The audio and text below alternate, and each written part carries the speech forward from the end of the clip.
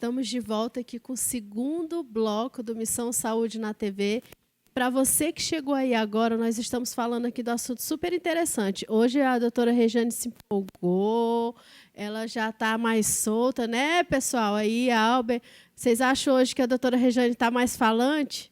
Hein? Ó, eles estão falando que sim, viu? Que ela já está mais... Nada melhor você sentir na pele as coisas para que você incorpore. Hoje ela está super tranquila aqui, super falante, tá? E hoje nós estamos falando um pouquinho a respeito das placas bucais, do bruxismo. Já começamos a introduzir esse assunto a respeito do bruxismo. E com o Dr. Delano Torres Beckman, é isso? Falei Beckham. Aí, eu deixo, gente, não consigo, tá? Viu? E a gente está aqui num papo super bacana, tirando todas as dúvidas aí de vocês, telespectador. E, doutor Delano, tem aqui já uma pergunta para o senhor, que o senhor já explicou sobre o que é o bruxismo.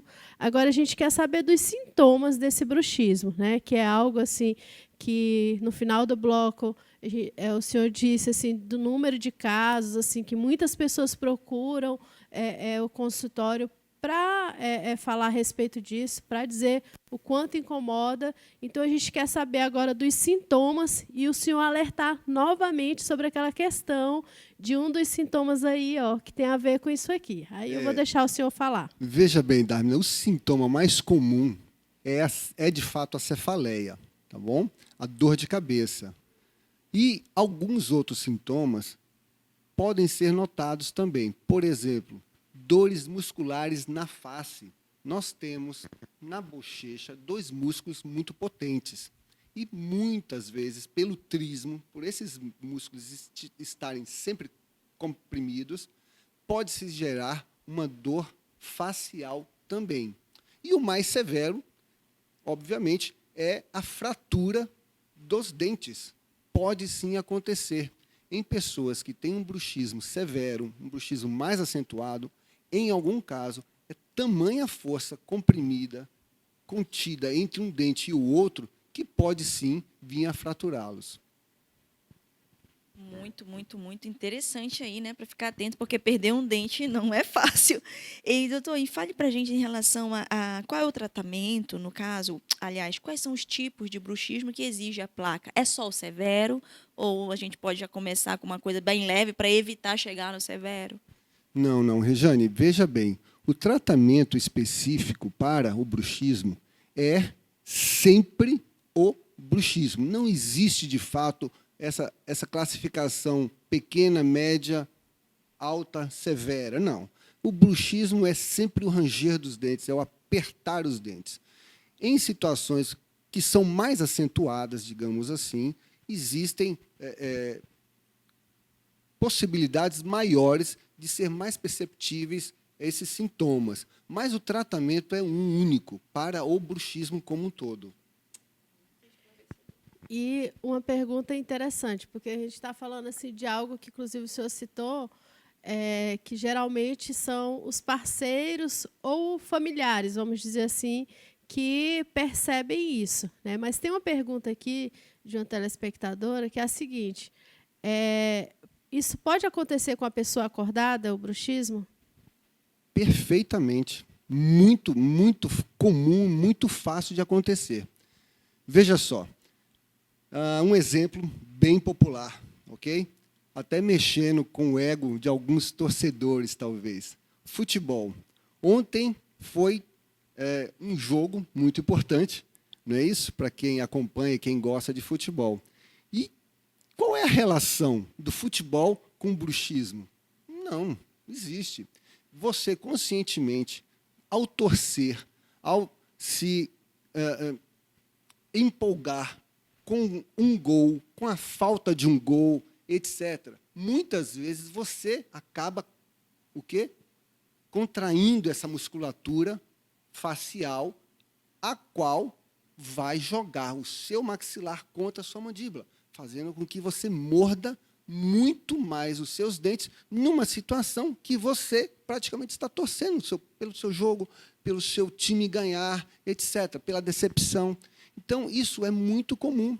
Outra situação muito prática muito popular é a prática de um esporte qualquer que seja ele, sobre impacto. Você carregar peso demais, quer dizer, você, um tenista, ao dar a raquetada na bola com mais força, enfim, são N as situações no cotidiano que nos leva a, involuntariamente, comprimir essa musculatura. Então, é perfeitamente possível e acontece com todos nós. E, às vezes, a pessoa não percebe, é imperceptível, assim, É né? imperceptível, é quase sempre imperceptível. Tamanha essa força gerada pela musculatura facial, a ponto de, numa ocasião severa, como havia falado antes, poder, sim, por que não, fraturar um dente. Tem uns que mordem assim, né? Mordem a boca, torcendo e dando... É muito nítido, principalmente esses atletas de alto rendimento, atletas profissionais, manter sempre uma fisionomia, né, desconfigurada em função da retração muscular. E é por isso, muitas vezes, que nós temos no mercado as placas esportivas, que absorvem parte desse impacto. É Eu isso. estava tentando entender isso, né? Para que a pessoa vai comprar ou utilizar uma placa igual aquela que passou nas imagens ali, né? Mas eu já observei que alguns jogadores de futebol eles usam realmente, não é? Não só os jogadores, olha, muito comum, Dharmina, lutadores de jiu-jitsu, de UFC, quase todos eles, você pensa que ele usa um protetor por causa de um soco, para proteger o dente? Não, Eu não, pensava isso. não. Não. A maior parte é para realmente ele transferir toda a força muscular do punho para o dente. Isso, então, protege os dentes dele como um todo. E ele consegue extravasar exatamente essa força para um soco, para um chute, etc. Tá vendo aí as informações, Isso. doutora? Porque engraçado. desconstruiu tudo o que eu imaginava aí dos boxeadores, que eu achava que eles usavam aquelas plaquinhas lá, assim, mais para... Defender do soco, Mas realmente, assim, não tem como defender de um soco, né? Se você for analisar assim, até porque as placas, pelo que eu já percebi, elas não pegam o dente todo, né? Na verdade, vamos entender. Essas placas protetoras, elas absorvem o impacto. Que impacto é esse? Não é, como eu falei, então, o impacto de um soco. O nadador, né, um esportista que faz natação, ele também faz uso dessas placas. E qual é o impacto que ele tem ali, né, dentro da água? O impacto é exatamente o estresse que ele passa através dos dentes, da musculatura facial, para essas placas. Mas, Dharmina, vamos lembrar que estas placas são placas, então, universais, que você pode comprar aleatoriamente. É muito diferente de uma placa que tenha uma função terapêutica, caso do bruxismo, ok? Que aí sim, você basicamente não compra essa placa.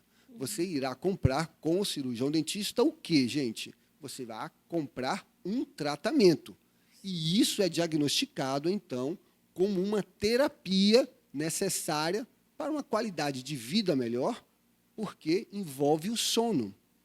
Muito top, assim, porque ele sempre... Gente, o doutor Delano é muito bacana, porque ele explica direitinho, esmiuçado ali, para que tanto nós aqui, né, que estamos participando desse bate-papo, quanto vocês que estão em casa, para tudo ficar bem esclarecido aí, viu? Então, top, muito top. Entendi tudo, ó. Muito e muito interessante mesmo. E doutor, em relação assim, ao material das placas, por exemplo, para o bruxismo, né? Qual é o material, qual é a placa específica? Existe um material para esse tratamento? Existe, sim. Isso é talvez um grande equívoco, uma grande atrogenia até dos próprios dentistas, uma grande maioria, que não fazem uma correta indicação.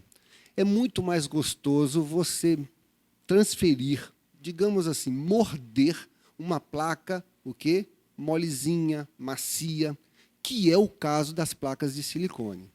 Mas entenda, essas placas de silicone, para uma terapia, elas não são 100% terapêuticas, elas não exercem, de fato, a função ao qual nós, como dentistas, indicamos. Então, quase sempre, a melhor placa é uma placa em acrílico.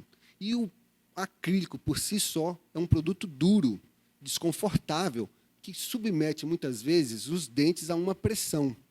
Então, é muito mais chato você fazer uso dessas placas, não é?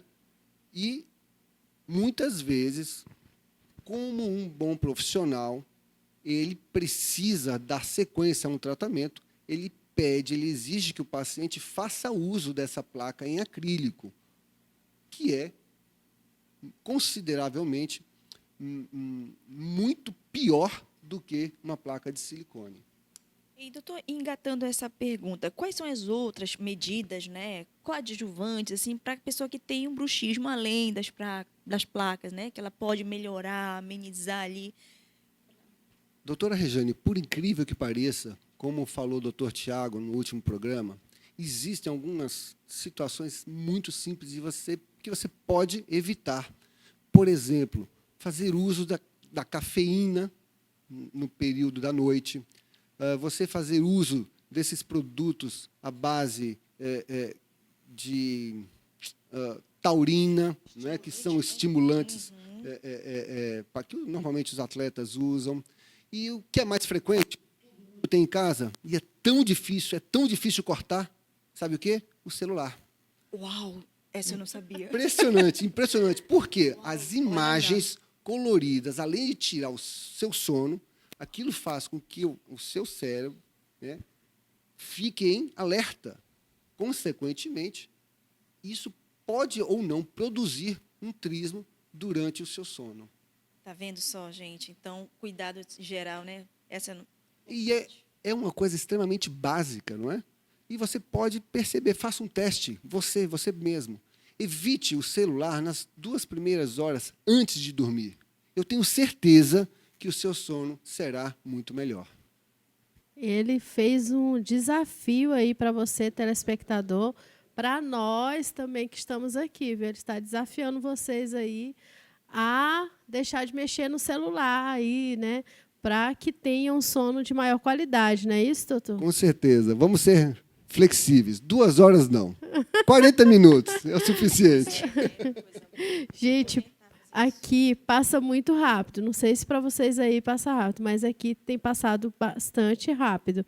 Então, eu já quero encerrar aqui o segundo bloco e não saia daí que nós temos mais perguntas, mais informações para estar respondendo aí para você, telespectador. Então, fique ligadinho, Missão Saúde na TV.